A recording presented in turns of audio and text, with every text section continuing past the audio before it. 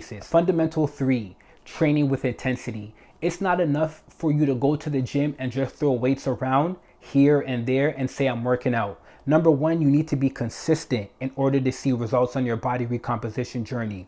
Furthermore, you need to progressive overload. And what progressive overload means is that over a periodic time, you're increasing the weight, the intensity, the frequency, the speed, the time under tension. There's various ways to progressively overload.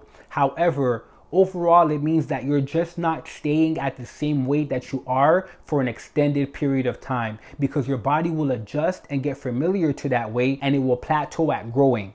You don't want that. You always want to be consistently growing. So an example of what you could do is if you're going into the gym and you're doing bicep curls with 10 or 20 pounds or 30 pounds and you're doing 12 reps for 3 sets, then the week following, or at max 2 weeks post to that, what you're going to do is you're going to increase the weight 5 pounds. So from 10 to 15, from 20 to 25, from 30 to 35. That's one way you could progressive overload. Another way is instead of doing 12 reps, you could increase that to 15 reps. Okay. Another way is you could slow down the movement in which you're doing the motion. That's also going to add some more time under tension. So it is important for muscle growth. A lot of people go into the gym, they execute these workouts and they don't see the results. You need to train with intensity if you want to burn fat and build muscle at the same damn time.